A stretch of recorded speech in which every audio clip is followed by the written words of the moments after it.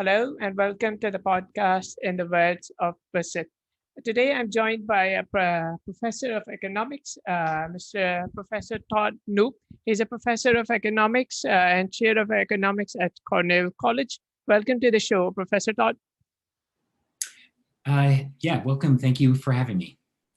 So as we know in our economic climate of today, one of the questions arises as we see people around us is income and wealth inequality. And one of the things we have seen throughout this century and that income and wealth inequality is increasing day by day, and the poor, people who are poor are getting poorer. So one of the questions come arises in a way that people say that although capitalism has resulted in equality, but if we look at the 18th and 19th century, situation was far worse. We are way better off in 21st century. So what are your thoughts? Are we getting better in terms of income and wealth inequality, or it's getting worse? Well, it really depends upon your perspective. So in terms of global inequality, this is actually the best that it's ever been, right? If we talk about being the median person on the globe today, it has never been better to be the median person on the globe than it is right today. So when we talk about inequality between countries, right, what we've actually seen here, particularly over the last 40 years, is that amongst some of the poorest countries, we've had some of the most growth. And amongst richer countries, we've had slower growth. And so this has led to a dramatic increase in the number, or a dramatic reduction in the number of people who are living in extreme poverty, and a dramatic increase in median global income. So, if our unit of analysis is everybody across the globe, then we're actually seeing more equality over the last 40 years. But if our unit of analysis is within countries, right, within the United States, within Pakistan, within India, within countries, we're actually seeing more inequality, right? And that's not always because there are more people that are living in poverty. In fact, that's not the case in these countries. The issue that's driving inequality is what's happening at the very top, particularly for those top 10%, of those top 10%, the top 1%, of those top 1%, top 0.01%. The people at the very top of the distribution are gaining a huge share of new income. And so while it's not the case that the people at the bottom are seeing their standards of living fall relative to where they are positioned relative to the richest, they're looking relatively poor and poorer. And so that's, I think, really the question about inequality, right? It is not the fact that people are living on less income. It's that they feel in many ways like they're living on less income because they see their living standards falling relative to those at the very top. So if in terms of inequality, we are better off, living conditions are far better, and relative inequality has increased. That's right. Yeah, so within countries, right? Within countries. Right. Once again, if you look across the globe, right, by many measures of inequality, we've seen many people that have been risen out of extreme poverty, particularly if we look in China and India. And so these are people that are kind of moving towards the global middle class, right? And by most measures of global inequality, we've actually seen those measures shrink a little bit. But most people don't think about inequality globally, right? As an American living in America, I think most poor Americans don't kind of judge their relative standard of living relative to somebody that's living in India or Pakistan. They judge it relative to the people that they see around them. And within a country like the US, we're seeing more inequality, right? We're seeing a bigger difference between those that are living at the bottom 10% and those at the top 10%. And we're seeing this in many other countries too. So, I think this idea of inequality is a complicated one because it does get back to these complicated issues of fairness, but it also gets back to these complicated issues of, well, in unequal relative to who, right? Who? Somebody, my neighbor, or unequal relative to the globe? Yeah, and inequality has been a vivid reminder in this pandemic. We have seen a lot of people on lower wages lose their jobs, and while the richest top billionaires got even more richer. Yes, and this is actually, I think, to economists, a very, very interesting phenomenon. Because if you look back at the history of pandemics, and there has been a long history in human history of pandemics, strangely enough, pandemics have actually served to be great equalizers. That typically when we think about pandemics, they've actually helped the poor catch up a little bit with the rich, and have in many ways undermined power and privilege in ways that have basically engaged and activated the segments of society that were traditionally underprivileged. So, a case study that most economists are well familiar with was the Black Plague in Europe. And one of the things that happened during the Black Plague was, first, it significantly reduced the power of the elites in the monarchy, but it also actually relatively increased the power of the poor, because those who actually were able to survive the Black Plague saw their wages rise significantly and gave those workers increased political power that set the stage for many institutional changes that occurred throughout Europe, that through a long historical process eventually led to the Industrial Revolution taking place. So, traditionally we have seen pandemics in many ways as great equalizers, undoubtedly destroying a lot of wealth, but traditionally hurting those who have wealth, which is the upper class, and once again, on a relative basis, helping to bring up those that are down below. I don't think we're going to find that during this recession and in this COVID pandemic. So do you And I see? think a lot of it has to do with I'm sorry, Wasula, but I was going to say, I think a lot of it has to do with technology, that the changes in the basic structure of our economy and our IT economy have really allowed the privileged much greater tools to deal with the pandemic than those who are not as privileged and tend to work in more labor intensive jobs. And so I'm happy to say more about that in a couple of minutes if you'd like me to. Sure. I was just going to ask you the same question. Why it's been a opposite case that the richer have got even richer in this pandemic? As your answer is that technology has played a crucial part in. Yeah. So, undoubtedly one of the things that has been driving inequality before the pandemic was the nature of technology and the nature of technological change, putting in bigger and bigger premium on people who have an education and who have the skills that can work with our new information and communication technologies. So for the people that have these skills, that have higher education, these new technologies have put a premium on their work and has really increased their wages relative to lower skilled workers who are working in more labor intensive jobs. So this was happening before the pandemic. Once the pandemic broke out, what many high educated, high technology workers were able to do is do what we're doing right here, which is to talk on Zoom, to communicate with people via Zoom, to do their work at home, to really move their work to a place where they could be protected physically from the virus.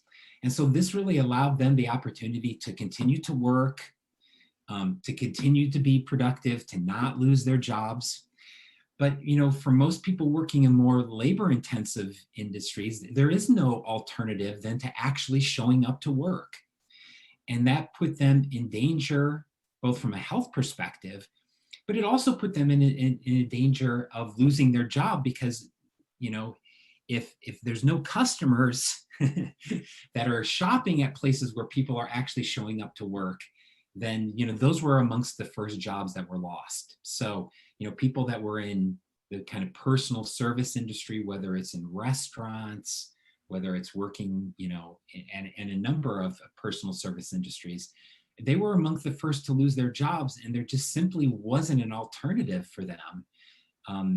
Zoom is just simply not a good way to cook food for people. And so, I think this, unfortunately, COVID has really only magnified the inequality effect of these changes in technology and the increased premium on education that's occurred here over the last 30 to 40 years. Yeah, exactly. Yeah, great analysis on that point. As I was going to say, that COVID has really showed us the reality of today's inequality. Very much, very much. And, I think related to this, one of the things that we know, even before the pandemic, is that in countries that have more inequality, they actually have worse public health outcomes. And so, I think the existing inequality that existed before the crisis really left vulnerable many countries' public health systems. And once the crisis occurred, that not only increased inequality, but it further worsened public health.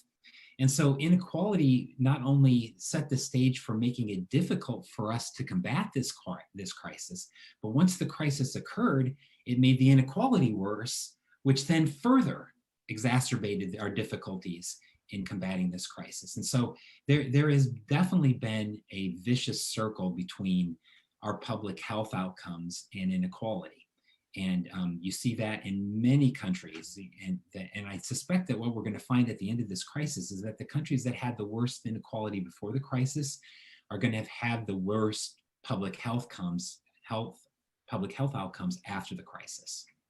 Exactly. When we talk about in terms of in the modern era, in past 50 to 60 years, if we mark where inequality has risen, at what point a lot of economists point to the deregulations in early 80s by Reagan and Margaret Thatcher, that the free market has led to the more inequality. So do you think that 1980s financial deregulation has led to more inequality? And why did financial regulations in 1980s occur?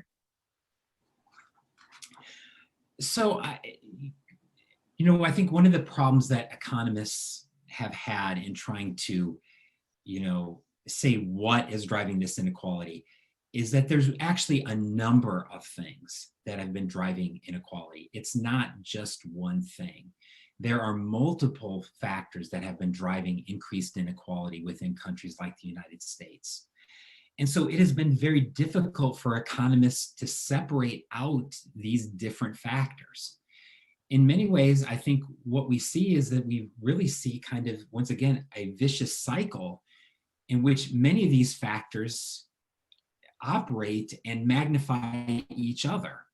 So, I was talking a minute ago about the changes in technology that have put an increased premium on educational outcomes. And so those that have an education have gotten increased wages. Those that are in more labor-intensive industries that are not as education-intensive have seen their wages stagnate. That effect has been, in many ways, magnified by the deregulation that's taken place in many areas of the U.S. economy and the U.S. financial system. So people that have an education have also been the people that have been most able to take advantage of some of the good things about financial deregulation and have been able to take most advantage of the positive outcomes from markets that have come about from financial deregulation. Well, those people that are in more labor-intensive jobs, less education-intensive jobs, have been the least well-positioned to take advantage of booming stock markets and booming financial markets and booming industries that have, where these booms have been triggered by financial deregulation. So that's just one example of many in which there's multiple factors here, but they're both kind of magnifying each other, right? They're really kind of integrated. And so, it is really hard to say that this growing inequality since the 1980s is caused by one thing. We'll say that there's a lot of factors that have been driving it. Okay, and the financial crisis of 2008 was a highlight of the flaws in the system. Has anything changed after that of financial crisis of 2008? Were there strict regulations so it doesn't happen again? And were there any actions like banks got bailout, Wall Street received billions of monies of taxpayers? But has anything changed after that?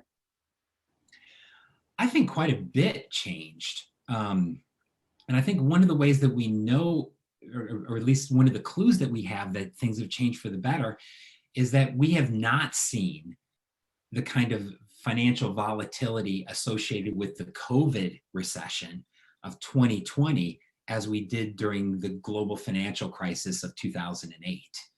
So, I remember a year ago, having these conversations about whether the US financial system can withstand a collapse in GDP of 10%, whether defaults among the public could lead to another banking crisis again, or a stock market crash, or a bond market crash.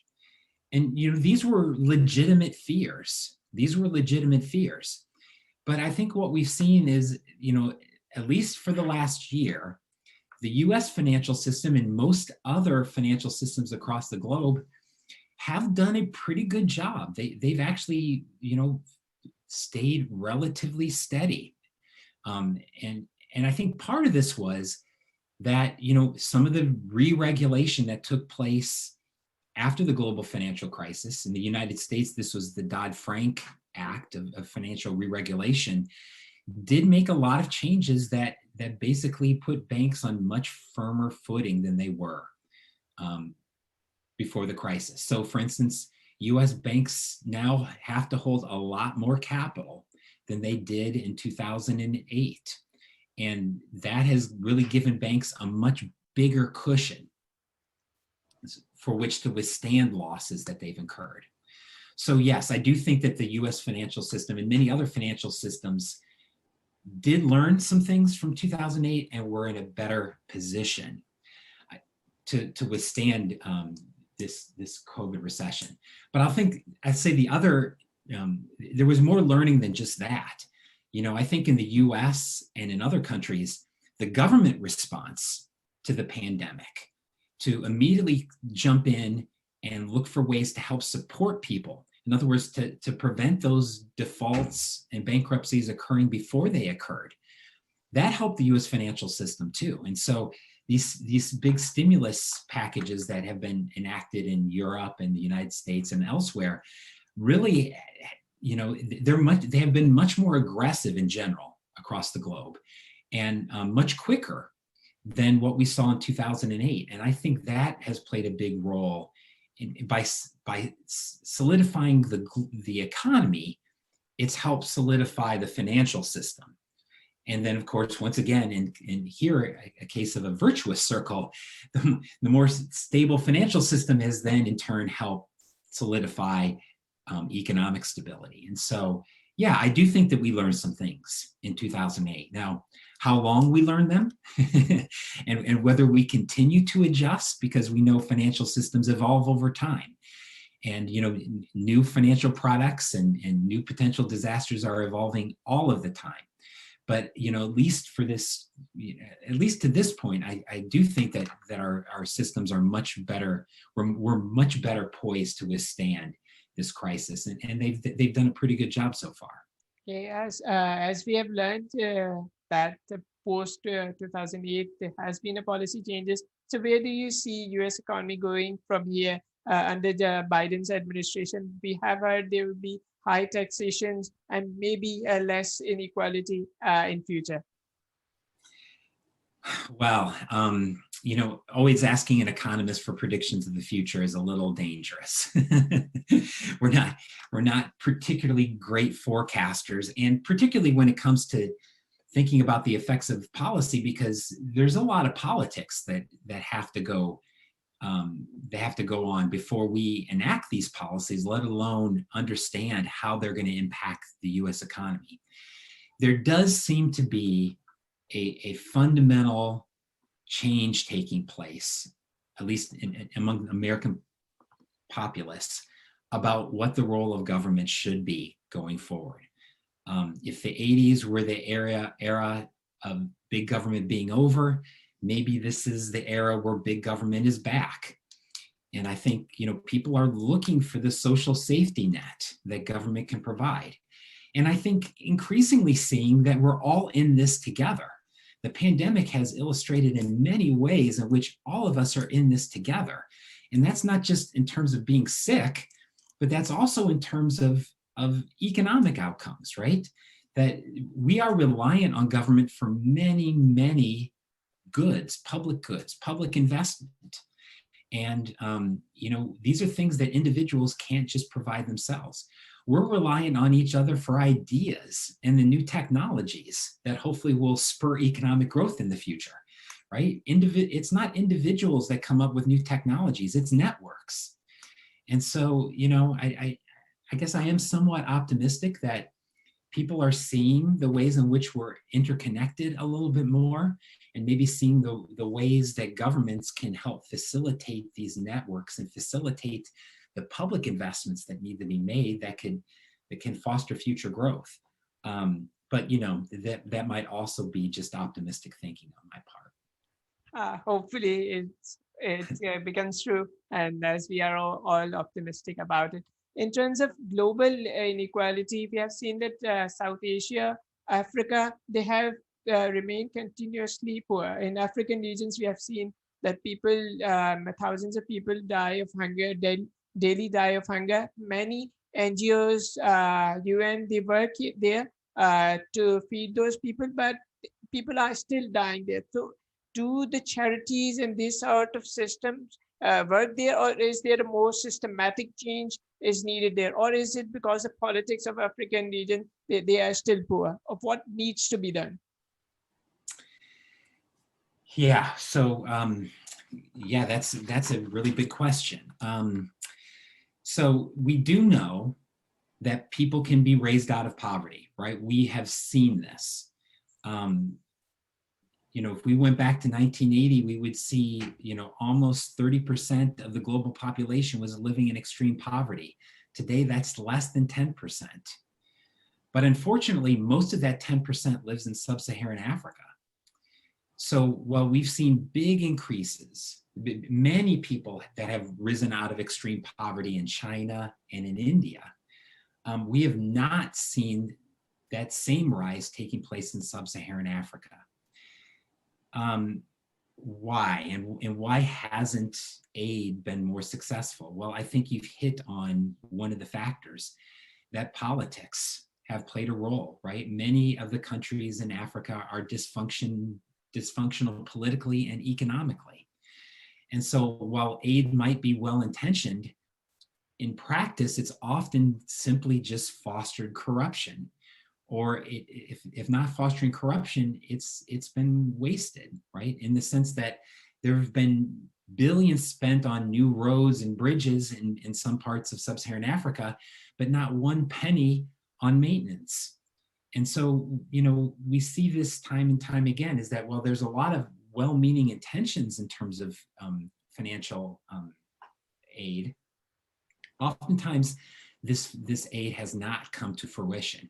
And it's an interesting contrast between sub-Saharan Africa and East Asia, who has not, on a per capita basis, received nearly as much aid as sub-Saharan Africa. And yet we see big improvements in East Asia, right? We see big improvements in India and China, and yet we haven't seen the same improvements in Africa. Now, having said all that, the last 15 to 20 years in sub-Saharan Africa has been one of the longer, more sustained periods of economic growth that the region has seen. And so, there was reason to be optimistic about sub-Saharan Africa, but, we just don't know what impact this COVID is going to have, right? I mean, in general, just as we could have said until recently for India, the impacts of COVID were not as bad as what we expected. But we know the last month that COVID has started to rampage India. And I think there's real worries that a similar kind of delayed impact on sub-Saharan Africa could be coming. And so we just don't know, right? We just don't know. I will say, to return to this question of foreign aid, there is one area where foreign aid has proven to be very, very successful, and that is in public health, right? Even though, for instance, in sub-Saharan Africa, we have not seen dramatic reductions in number of people living in extreme poverty, we have seen dramatic reductions in many measures of public health, such as infant mortality.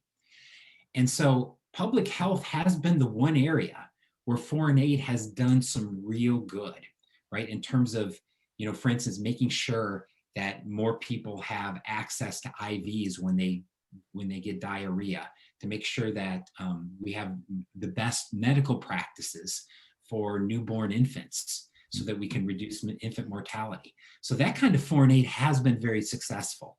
And so my hope is that maybe in terms of combating COVID, that there's more that countries can do in terms of foreign aid, whether it's, providing the vaccine, most obviously. But I think where a lot of these sub-Saharan need just in the vaccine, but in public health systems, right? Ways that they can actually deliver this vaccine in an effective way and get a big chunk of the population back. I think this is one of the areas where foreign aid can really be effective. And I hope that the countries that have the means to do so will turn quickly towards helping these poorer countries. Okay, great analysis on African region. Fantastic. You have told us that what is the reason and what could be in terms of vaccines. Where do you see? We have also seen the inequality in terms of vaccines. Richer countries invested in the vaccines, and poorer have not got the vaccines, and some are struggling to get patents for those vaccines. So, what do you see about the vaccine inequality? Well, you're right. I mean, there is undoubtedly a global inequality component of this, right? And it's in part because richer countries can afford more vaccine, but I think in large part it's been because richer countries have the technology and the production facilities to really make a lot of vaccine. And so the countries that have been making vaccines to this extent in the crisis have largely been looking out for themselves first. And first among this is the United States, right? I mean, the US, when you look at their growing stockpiles of the vaccine, it does look a little bit like hoarding. And so I'm hopeful that as we move to this next stage of the vaccine, that the US will begin to release a lot of its growing production and inventories of vaccine to areas of the world that need it most. I know the US has pledged, I can't remember the exact number now, maybe 100 million doses to India to help them combat their breakout. And I hope that the US and other countries can do more of that in the future. But you're right, this is an area where inequality has had some pretty vicious impact. Yeah, exactly. Hopefully, vaccine inequality ends soon. As we move towards our last question, it's quite a tricky question, but as we know, these type of questions don't have a single answer. But what do you see as a solution? What type of economic model is a solution to global inequality and national inequality we see in the world? Is it state capitalism model like of China, or Nordic economic model like of Sweden, Denmark, or should be our model as described by economists like Thomas Piketty, like a global taxation system? So what types of measures we need to take to tackle the global inequality? Well, you're right. That's a hard question. That's a big question, though, and an important question. When I think about global inequality, I still am a believer in fundamentally capitalist systems. But that doesn't mean that markets have to determine everything. And that doesn't have to mean that markets are the only thing that matters in who gets what. So I would like us, first off, as society, a global society, to recognize that we are all interrelated, that when it comes to income, it's not just an individual thing, it's a communal thing. We are all reliant upon each other for our own productivity and for our own ability to generate income. The more that we see ourselves not as individuals, but as parts of networks, I think that we'll adopt better policies. We are so reliant on each other for ideas. And what that means is that as a result, when we don't help each other out, we're much more likely individually to be stuck in poverty traps. And when we can help each other out, we're much more likely to be part of virtuous circles. And so I think a lot of our policy has to begin to think about that, right? Obviously, improving education and educational access for everybody is a very important part of dealing with inequality, because we know that inequality, a big driving factor in inequality right now is the premium paid to education. The more that we can get more people educated and taking advantage of that education at premium, the better off that we will be as a society. But just saying improve education, is not enough. First off, we have to think about some of the more fundamental reasons why some kids don't have an education. And this has to do with investments in children right from the get-go, in terms of health, in terms of public welfare. We need to make sure that we are giving parents the support so that they can make the kind of early investments in children that make sure that they're ready for school when they begin. We need to make sure that people have the opportunities to, even if they're born poor, to become rich over time. And by that I mean more of a true true society of opportunity, right? One that doesn't just exclude people because of the color of their skin or their gender. And so, listen, these are not easy questions to solve, but I would like, as kind of a broad principle, for policy to more reflect the ways that we are interconnected, and not just to emphasize this idea that somehow we're all just part of a capitalist market-based economy in which we all have to take care of ourselves, because we just simply know that's not the case. It wasn't the case before COVID, and it is certainly not the case after COVID. Okay, great answer to this tough question.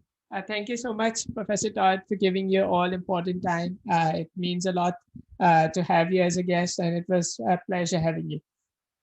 Thank you, Wasil. It was really nice to talk with you. Okay, have a great day. Yeah, you too. Thank you.